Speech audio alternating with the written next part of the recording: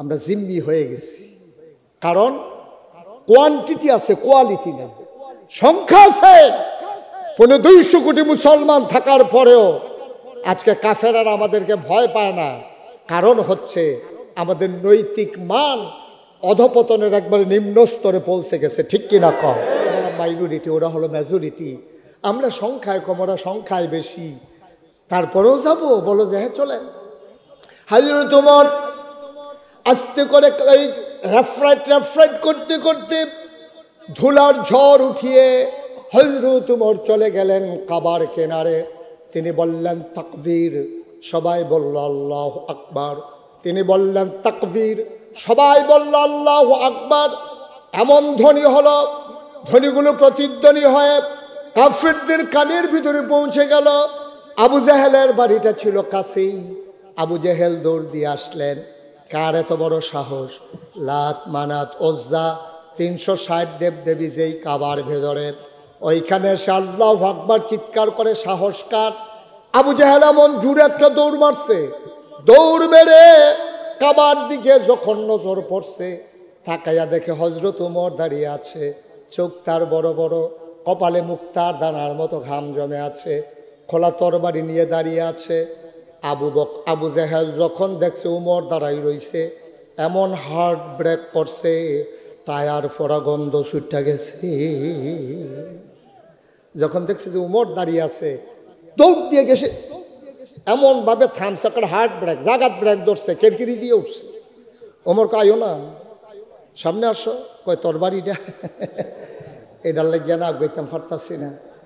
কয় যখন আসতেই মন চায় মায়ের কাছে বইলে আসো। 3টা কথা বলছে ওমর। কয়টা? যদি আসতে মন চায় মায়ের কাছে বলে আসো, তোমার মা আর সন্তান দেখবে না। তোমার বিবির কাছে বলে আসো সাদা শাড়ি যেন পরে ফেলে, আর বাচ্চাদেরকে বলে এসো আব্বা ডাকলে যেন ডেকে ফেলে। তুমি উমরের হাত থেকে আর ঘরে ফিরে যাবা না। দেখতে সারে আমরা তো বাঘের গড় হইছি সব হিয়ালের ছাও। ফোনে 200 কোটি মুসলমান পৃথিবীতে, এরপরে আজকে ফিলিস্তিনে মুসলমান মাইর খায়, কাশ্মীরে মাইর খায়, ইসরায়েলে মাইর খায়। আমার শতকরা 92 জন লোক মুসলমানের দেশে চিটাগঙ্গের আদালত চত্বরে আমার মুসলমানের বুকে ক্লাস হয়, ঠিক কিনা বলো? আমরা জিম্মি হয়ে গেছি, কারণ কোয়ান্টিটি আছে, কোয়ালিটি নেই। সংখ্যা আছে 200 কোটি মুসলমান থাকার পরেও আজকে কাফেররা আমাদেরকে ভয় পায় না। কারণ হচ্ছে আমাদের নৈতিক মান অধপতনের একবারে নিম্ন স্তরে পৌঁছে গেছে, ঠিক কিনা কম? হালাল নাই, হারাম নাই, যা পায় তাই খায়। এই বেড়া বেড়ি, নাসা নাসি, নর্দন কুর্দন, কি কারবার একটা চলতে আছে। 1 শতক জাগার দাম 30-40 লাখ টাকা, গৌরীপুরের মতো জায়গা। কারবারটা কি চলতে আছে? কারবারটা কি? এই কারবার প্রতিযোগিতা, অসম প্রতিযোগিতা। ইসলাম নিয়ে কোনো টেনশন নাই, ইসলাম নিয়ে কোনো টেনশন নাই। মুসলমান আছে না গেছে, গেছে না মরছে, এই ব্যাপারে কারো কোনো চিন্তা নাই। কেমনে আরো 2 ফুট বিদেশ বাড়াইবো, 3 বিঘাত ঘর তুলছে, আরেক বিঘাত কেমনে ঘর তুলবো, গরিফুর দোহানো 2টা দোহান হয়েছে, আরেকটা দোহান কেমনে লইব, এই প্রতিযোগিতা চলতে আছে, ঠিক কিনা কম? আমি যে আপনারা জিজ্ঞেসেছি ঠিক কিনা, তো আপনারা থেকে মনে মনে কোন আমরা দো।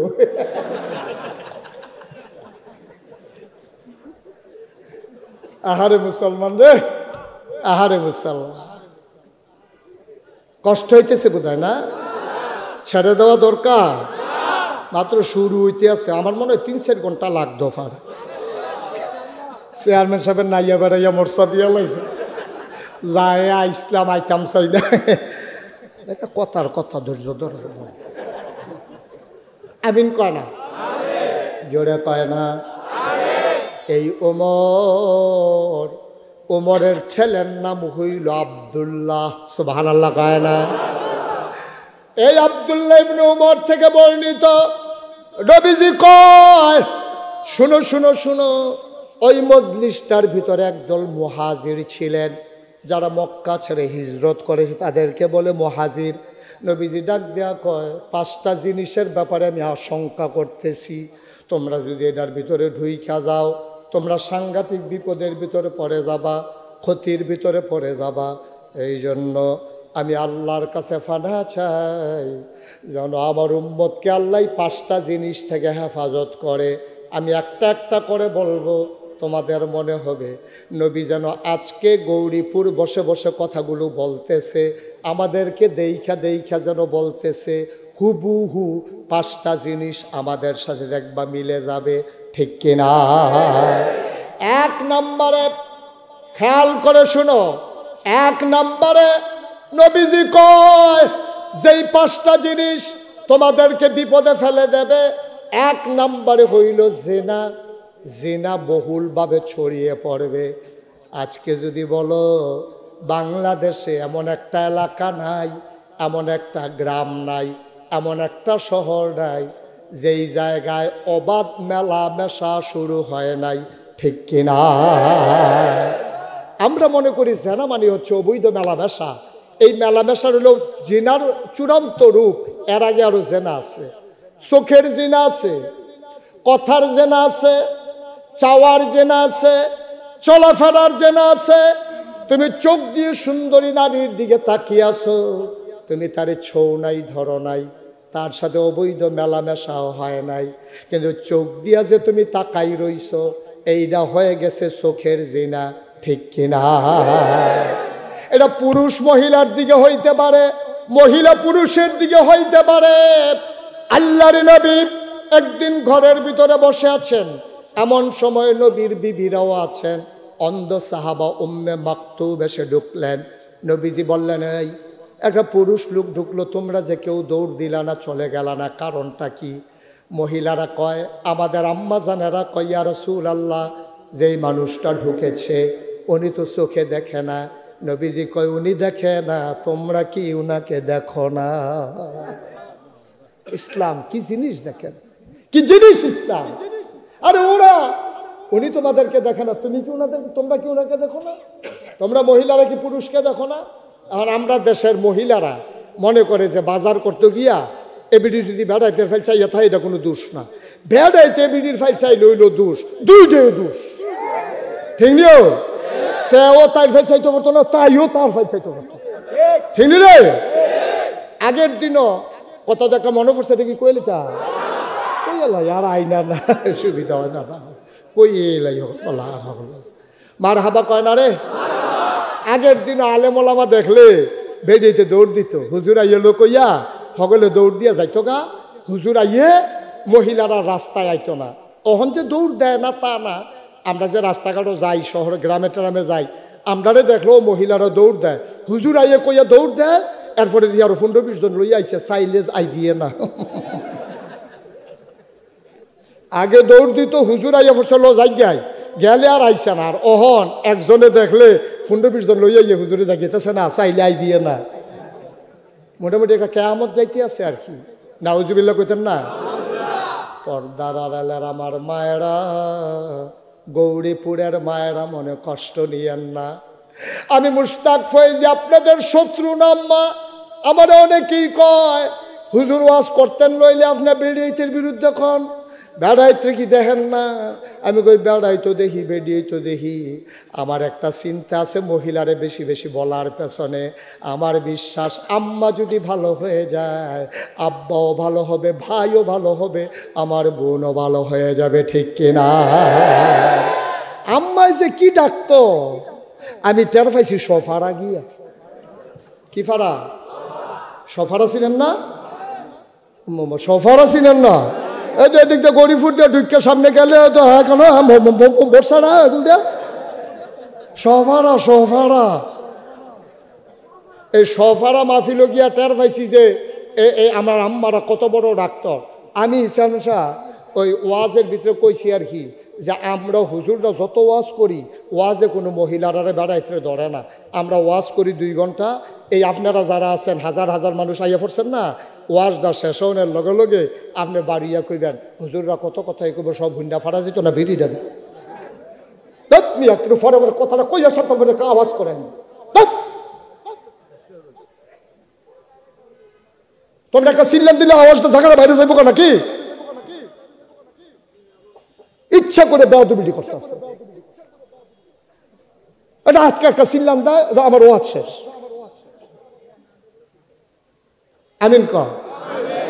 আমি তো যখন ওই সফারা যখন মাহফিল গিয়া কইছি যে আম্মা এই আপনারা এই পুরুষ লোক ওয়াজে 2 ঘন্টা ওয়াজ শুনছে, চেয়ারম্যান মাহফিলটা যখন ভাঙছে বাড়ি আসে ওই মোরসারাত গিয়াসেরা হুজুররা কত কথাই কইব, এটি সব হুন্ডা ফাড়া দিত না বিড়িটা দে। এই বিড়ি ধরাইয়া দমার লগে ওয়াজ উঠতে আছে, হুজুরের ওয়াজ দেখেন ওই হাফ প্যান্ট। কিন্তু আম্মাই যদি ওয়াজ করে এই ওয়াজে যে কি 100 সফারা গিয়া টের পাইছি। আমি মাহফিল গিয়া কইছি আম্মা, এই মাইকে কইছি আর কি যে আম্মা ওহন যে আব্বারা ঘর যাইব সবাই, আন্নারা যদি টাইট দিয়ালা এবার বেনামাজি থাহনের সুযোগ নাই, শুরু করবেন আজ যায়। হ্যাঁ তারা তো কিতা বুঝছে কিতা না। আমি তো মাহফিল শেষ করে রওনা দিয়া গেছি গা মাদাইয়া। কি দাইয়া? মাদাইয়া গেছি। পরে ফোন দিছে সফারাতে ফোলা পাইনি। আমি কি কিতারে কই হুজুর কি ফেস লাগাই দিয়া গেলেন? আমি ওই কিতা কি ফেস কিতা কই যে হুজুর চাচায় মাহফিলতে বাইক গেছে পরে আমরা জানালা দিয়ে শুনি তারা জোরে জোরে কথা কয়। আমরা খেয়ে রইছি ফলা পাইনি কি তারে কি কথা কয় শুনতে আছি যে শাসিয়ে কইতে আছে নামাজ পড়ছেন নি? কয় না। কত নামাজ না পড়লে বালিশটা লইয়া বারান্দার রুমো যাইয়াম, এই হতাহতি বন্ধ। আমি কই আরে এটা কিতা? কয় আপনি বিলে কইছেন নামাজ না পড়লে এই ভাত রান্দা খাওয়াইবো, ইয়া করবো একখানো আর থাহাথায় এই কথা কইছে। পরে এবার কয় কে রে, আমি এই বারান্দার মধ্যে শীতের ভিতরে বারান্দা তুতাম কিতাম আমি দিয়ে হেন নিয়ত করছি। কয় না না নিয়ত টিয়ত বেঙ্গালাম বারান্দার দিয়ে হইতা থাকেন না, বেনামাজির লগে আর কারবার হইতো না। এমনি রান্দা বাইরে খাইতাম না, ছুটা ছিটো এই থেকে যাইম কখনো রান্দা বাইরে খাওয়াইতাম ফারাম, কিন্তু থাকা থাকি আর এক লগে হবে না যতদিন নামাজ না হোক। আরে নামাজ লইয়াই কথা না না জানাবো জানাবো দাও তো হুজুর আপনি কি কথা কইছেন কি বউ? হ্যাঁ বেড়ায় যা নামাজ লইয়া ভিড়ি রেইডা দিয়ে হালাইয়া নামাজ। আল্লাহ আকবার। আমরা তো হুজুর শুনতে আসি সাইডে দিয়া কিতা করে এবার 4 রাকাত নামাজ আসার নামাজ পড়ে আসছে পরে এ বিডিয়ে জিগাইছে আপনি দি বিড়িটা দিয়ে হালাইয়া নামাজও খুঁড়ি লইলেন, অজু আসেনি? কয় না। তুমি দি সাপ দিলে আমি তো আটকা খেয়ে লইছি। তো অজু ছাড়া নামাজ পড়ে লাইছি হুজুর কি আগুন লাগাই দিয়া গেলেন?